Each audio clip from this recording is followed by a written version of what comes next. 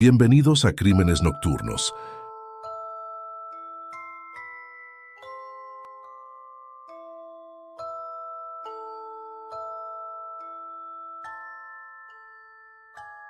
En 2012, en los Juegos Olímpicos de Verano, en Londres, la estrella, un joven boxeador puertorriqueño, Félix Verdejo Sánchez, brilló con luz propia.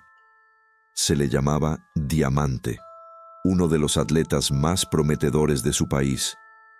Se le auguraban títulos y medallas de oro. Todos pensaban que este joven talentoso y motivado alcanzaría metas fantásticas en el deporte. En 2021, el nombre del boxeador volvió a recorrer todos los medios de comunicación del mundo, pero esta vez cayó en la sección de noticias criminales. Cabe destacar que, a pesar de la presencia de pruebas irrefutables y confesiones del cómplice del boxeador, él mismo se niega a día de hoy a declararse culpable. La futura estrella del boxeo mundial nació en la ciudad puertorriqueña de San Juan el 19 de mayo de 1993. Creció en el seno de una familia numerosa y bastante modesta, y desde muy pequeño se aficionó al box. Es cierto que en su infancia planeó vincular su vida al béisbol, pero su destino posterior estuvo determinado por un curioso incidente. Cuando el niño tenía 9 años, un amigo de la familia vino a visitarles con su hijo de su misma edad. Los niños estaban jugando en el patio, pero de repente se pelearon y se inició una pelea. Los padres separaron a los niños, y el padre del futuro atleta señaló que, si quería pelearse con alguien en el futuro, que llevara guantes de boxeo. Después de esa pelea, Félix, a petición suya, fue llevado a un gimnasio local, donde el chico, como él mismo admitió más tarde, se puso los guantes en cuanto llegó al primer entrenamiento. Según dijo más tarde, se enamoró del boxeo en la primera sesión de entrenamiento. A los 16 años, ganó el Campeonato Panamericano Junior. Al año siguiente, ganó el campeonato de su país y al siguiente, acudió a los Juegos Olímpicos de Londres, donde alcanzó los cuartos de final. Ese mismo año, comenzó su brillante carrera en el ring profesional. En total, Verdejo disputó 29 combates, obteniendo 27 victorias seguras, y en 2014 fue reconocido como el autor del mejor nocaut en la pelea contra Sergio Villanueva. Al año siguiente, Félix ganó su primer título de campeón con el título latino de la OMB, que posteriormente defendió en 6 ocasiones en 2 años. Lo defendió 6 veces más en 2 años. Todos los que le vieron pelear no tuvieron ninguna duda. Este joven escribirá su nombre en la historia del boxeo mundial. Ahora conozcamos a Keishla Rodríguez. Nació en noviembre de 1993 en San Juan. Sus padres, José y Kayla Rodríguez, tuvieron otra hija en común, Berilis Nicole. La pareja también crió al hijo de Kayla, Jonathan, de un matrimonio anterior de ella.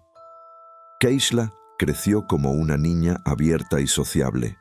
Le iba bien en el colegio y adoraba a los animales. Quería ser veterinaria. Su mejor amiga era su hermana Berilis, a quien confiaba todos sus secretos y preocupaciones. Keishla estudiaba en el mismo colegio que Félix Verdejo, que tenía su misma edad. Los jóvenes se conocían desde la infancia y en la adolescencia, entre ellos comenzó un romance. En 2011, los padres de Rodríguez se divorciaron y se separaron. Kayla se mudó con familiares a Florida y sus hijas, que para entonces ya eran adultas, decidieron quedarse en San Juan.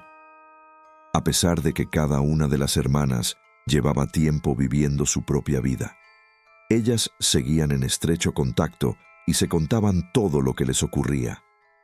A los 18 años, un prometedor boxeador que ya había participado en los Juegos Olímpicos tuvo una aventura con una joven colegiala y aspirante a modelo, Elisa María Santiago Sierra. Esta aventura terminó cuando la joven, que entonces solo tenía 14 años, fue descubierta posando desnuda para una revista.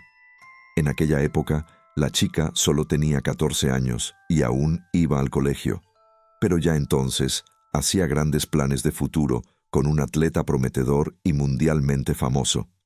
Además, los padres de Elisa no se oponían en absoluto a esta relación. Félix, que siempre ha tenido muchos admiradores, se convirtió en una estrella del boxeo, literalmente.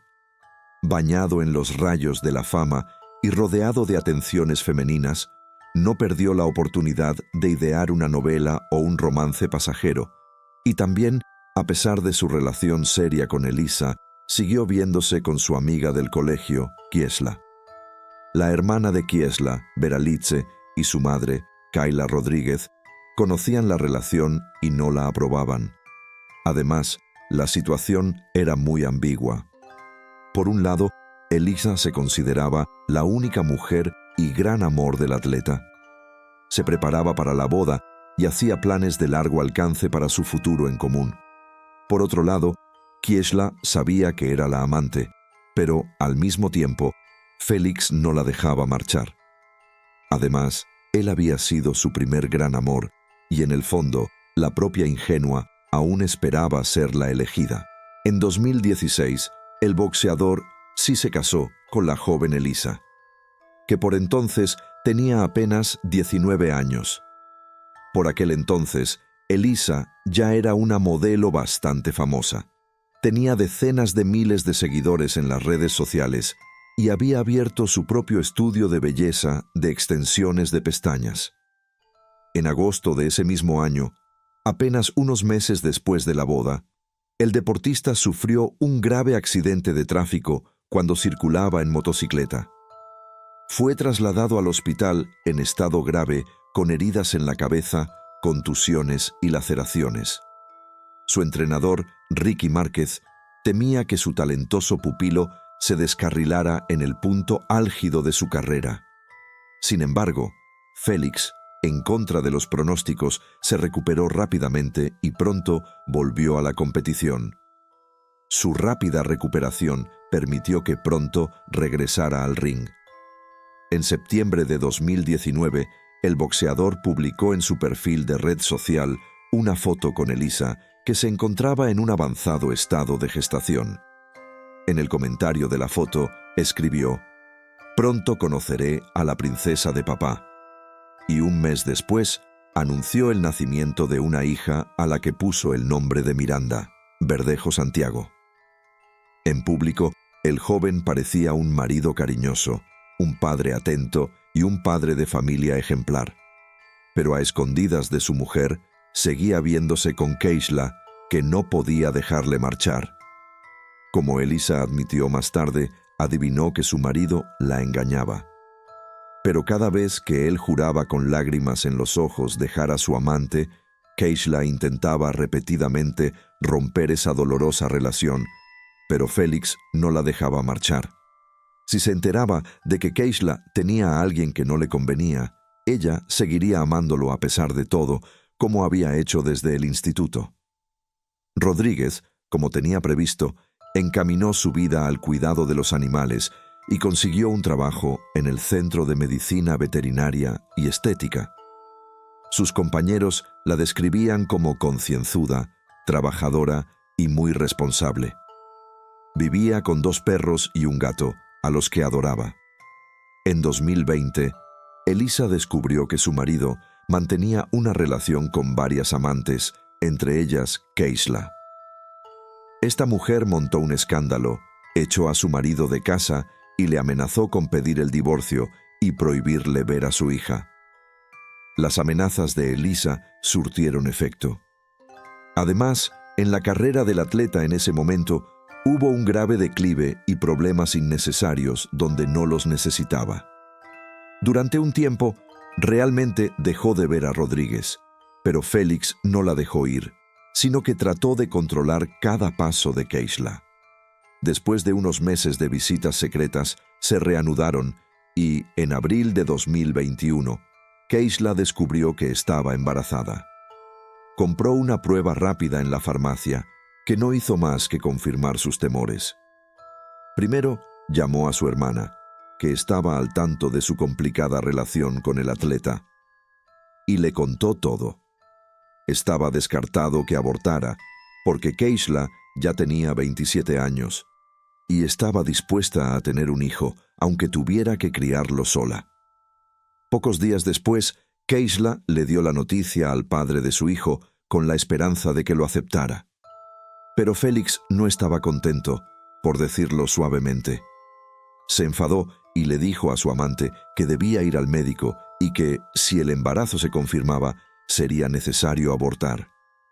Naturalmente, le contestó con una firme negativa, pero el boxeador empezó a amenazarla e insistió. Félix dijo que un hijo ilegítimo acabaría por destruir su reputación y no podía permitirlo. Tras la visita de Keishla al hospital, se confirmó su embarazo y ahora tenía un certificado que lo demostraba. Llamó a Félix y se lo contó todo, lo que le puso furioso. Félix gritó y exigió a Keishla que deshiciera inmediatamente del niño, pero ella volvió a negarse con rotundidad.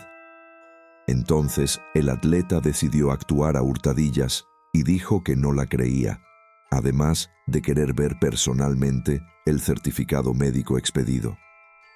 Citó a Keishla por la noche en un lugar muy concurrido, lo que no le sorprendió, porque siempre intentaban no ver a nadie. Ella siempre intentaba no llamar la atención y no cruzarse con nadie. Unos días antes de la cita, el boxeador fue a casa de su viejo amigo Luis Antonio Cádiz, que trabajaba en un taller mecánico local y también tenía vínculos con el mundo criminal, ya que vendía drogas ilegales. Félix le expuso brevemente la situación y le pidió que le ayudara a deshacerse de su amante embarazada. Luis había estado anteriormente en el punto de mira de la policía y temía ir a la cárcel, pero el atleta fue persistente y aseguró que todo iría bien y que la policía nunca se les echaría encima. Además, Félix le prometió una impresionante recompensa y Luis aceptó. Con el apoyo de un cómplice, Félix llamó a Keishla y le dijo que quería reunirse con ella la noche del 29 de abril para verle y confirmar su embarazo y decidir qué hacer a continuación. Poco después de hablar con su amante, Keishla volvió a llamar a su hermana y le contó todo. Aún tenía esperanzas de que Félix aceptara a su hijo y no insistiera en abortar.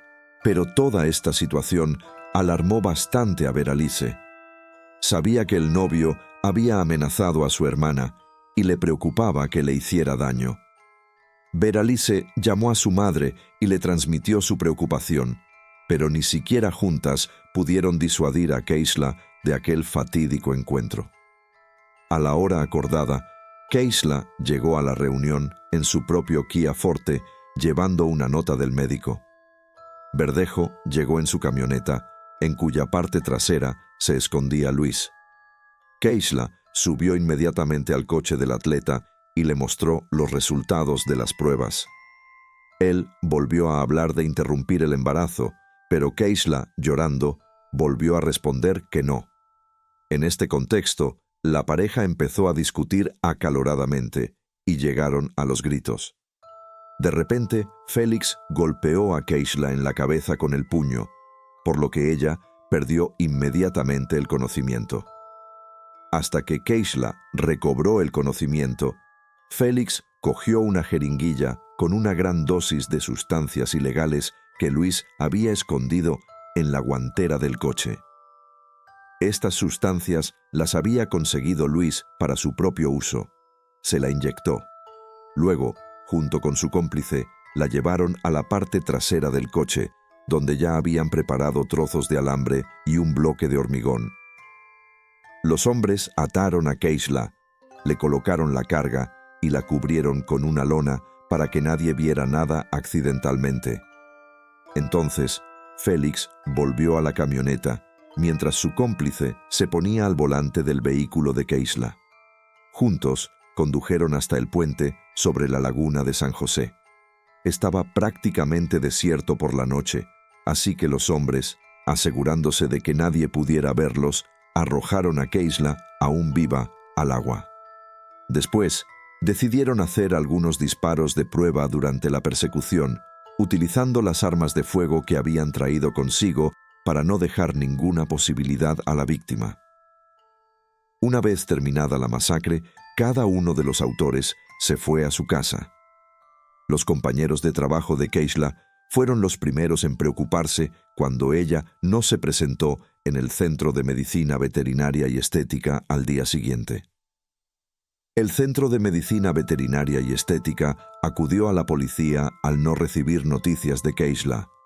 Keishla siempre había sido muy responsable y no podía simplemente no presentarse a trabajar sin avisar a nadie.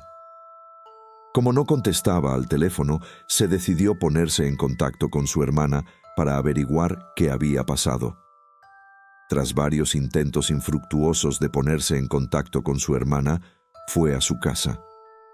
Nadie abrió la puerta, pero Veralis tenía una llave de repuesto, así que entró sin dificultad. Sin embargo, solo se encontró con animales hambrientos que llevaban casi 24 horas sin comer.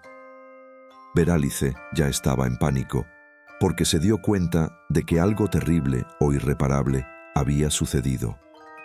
Se puso inmediatamente en contacto con su madre y se lo contó todo. Le contó sus sospechas y amenazas a su hermana. También llamó a Félix, pero él alegó que había pasado la tarde y la noche anteriores en casa con su familia y que no se había enterado de nada. Además, afirmó que no había ido a ninguna reunión. La madre de la niña desaparecida tomó el primer vuelo de Florida a San Juan. Pensó que su amante podría haber llevado a su hija a una clínica privada y haber pagado para que le practicaran un aborto sin su consentimiento. Su hermana no quería ni pensar en el hecho de que Keishla ya no estaba viva. Lo primero que se hizo fue interrogar a los vecinos y compañeros de trabajo de la chica desaparecida, pero no notaron nada sospechoso y no pudieron proporcionar a la investigación ninguna información útil. Paralelamente, se publicaron mensajes sobre la desaparición de Keishla en populares redes sociales. En ellas se pedía respuesta a quienes supieran algo sobre su suerte o su paradero actual. El caso recibió rápidamente amplia publicidad, y cuando se supo que la chica desaparecida había mantenido una relación duradera con un famoso atleta y esperaba un hijo de él, por lo que los periodistas hicieron cola para entrevistar a cualquier familiar de Keishla. Los familiares no se guardaron nada y hablaron sin tapujos de sus sospechas, entre otras cosas, culpando a Félix del incidente. El 30 de abril se encontró el coche de Keishla abandonado en el este de la ciudad, con sus documentos y objetos personales dentro. No se encontraron signos de lucha en el interior, lo que daba una débil esperanza de encontrarla con vida. El 1 de mayo, un transeúnte que paseaba por el puente sobre la laguna vio una extraña forma parecida a un cuerpo humano en el agua poco profunda. Informó de su descubrimiento a la policía, que pronto recuperó del agua el cuerpo de una mujer joven, presumiblemente la misma que toda la ciudad había estado buscando durante varios días. Días después, la familia Rodríguez, que llegó para identificar el cuerpo, esperaba que no fuera Keishla.